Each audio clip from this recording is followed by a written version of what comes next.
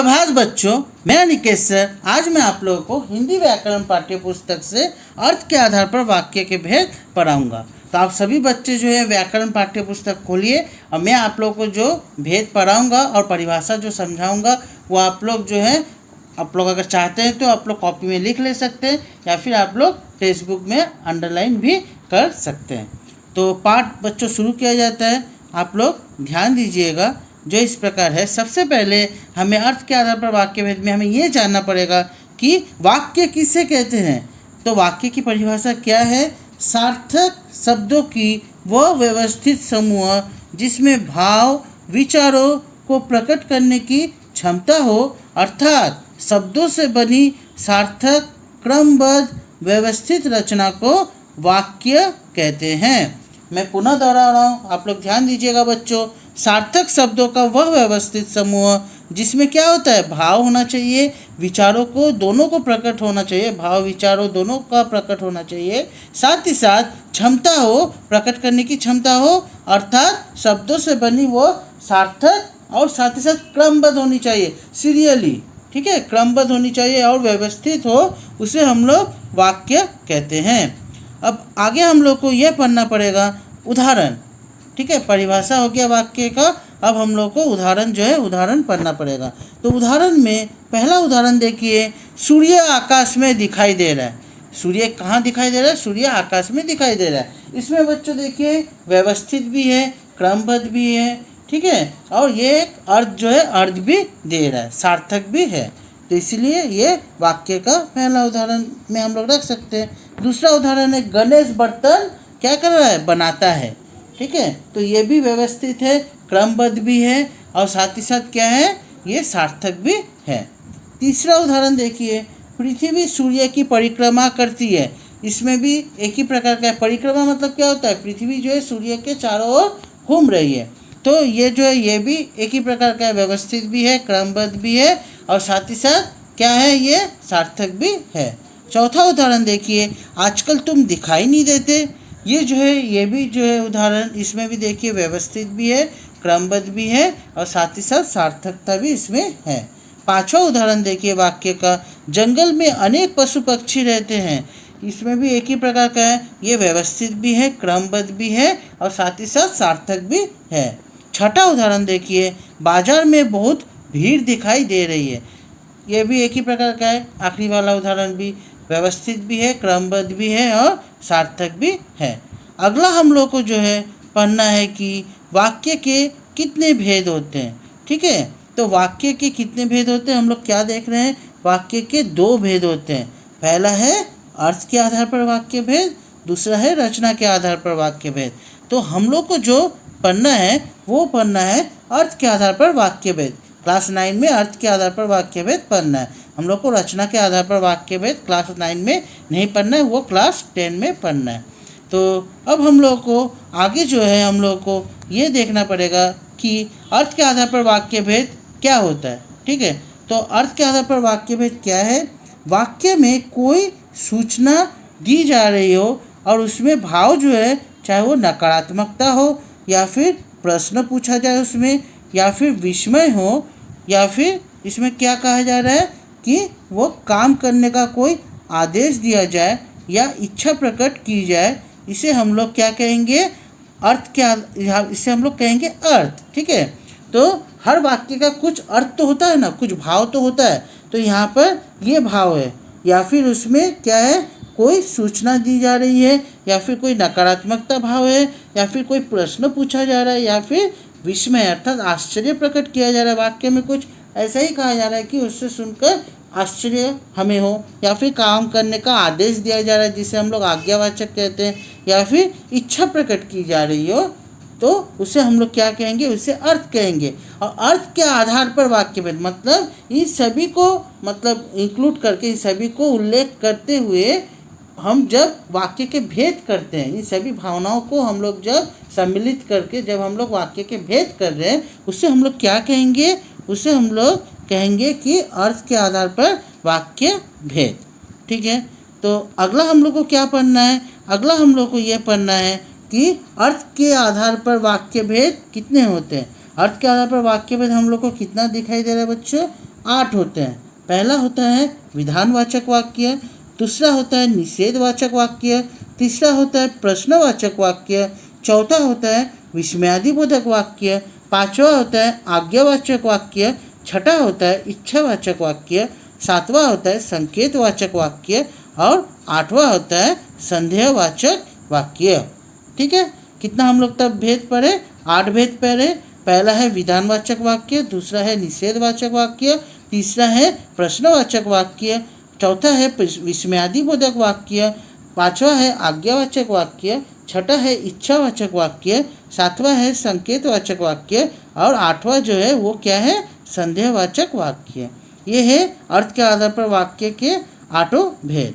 तो हम लोग को जो पहला जो है हम लोग आज पढ़ेंगे पहला और दूसरा। ठीक है, अर्थात विधानवाचक वाक्य और निषेधवाचक वाक्य। पहला और दूसरा का हम लोग परिभाषा सहित उदाहरण हम लोग जानेंगे और जो शेष बचा हुआ है वो हम लोग अगली कक्षा में हम लोग पढ़ेंगे। तो पहला जो है वो है क्या है? विधानवाचक वाक्य। तो विधानवाचक वाक्य किसे कहते हैं? जिन वाक्यों से कार्य होने की निश्चित सूचना मिलती है, अर्थात जिन वाक्यों से कार्य होने की निश्चित सूचना जो है वो मिलती है। इस प्रकार के वाक्यों में कही गई बात को ज्यों का त्यों स्वीकार कर लिया जाता है और चाहे वह सत्य हो या फिर असत्य। और सामान्य सूचना या शाश्वत कथन जो है वाले सामान्य वाक्यों को सकारात्मक वाक्य या विधानवाचक वाक्य कहते हैं। मैं पुनः दोहरा रहा हूँ परिभाषा, आप लोग ध्यान दीजिएगा बच्चों। जिन वाक्यों से कार्य होने की निश्चित सूचना मिलती है, अर्थात जिन वाक्यों से क्या है? कार्य की पूर्णता होने का निश्चित सूचना मिल रहा है, इस प्रकार के वाक्यों में कही गई बात को ज्यों का त्यों मतलब जैसा है वैसा ही स्वीकार कर लिया जाता है, चाहे वो सत्य हो या फिर असत्य। और सामान्य सूचना या फिर शाश्वत कथन जो है वाले सामान्य वाक्य को हम लोग क्या कहते हैं? इसे हम लोग सकारात्मक वाक्य भी कहते हैं या फिर विधानवाचक वाक्य भी कहा जाता है। दोनों यहाँ पर जो विधानवाचक वाक्य को सकारात्मक वाक्य भी कहा जाता है। अब बच्चों हम लोग उदाहरण पढ़ेंगे विधानवाचक वाक्य का, जो इस प्रकार है। पहला उदाहरण देखिए, प्रभात प्रतिदिन विद्यालय जाता है। ठीक है, ये है पहला उदाहरण। ये सकारात्मक जो है सकारात्मक वाक्य अर्थात विधानवाचक वाक्य का यहाँ पर जो है इसका उदाहरण यहाँ पर दिया गया। पहला उदाहरण ये देखिए बच्चों, ये सत्य हो या फिर असत्य हो जरूरी नहीं है। ठीक है, यह जो है जैसा यहाँ पर कहा गया वैसा ही इसे प्रस्तुत किया जा रहा है।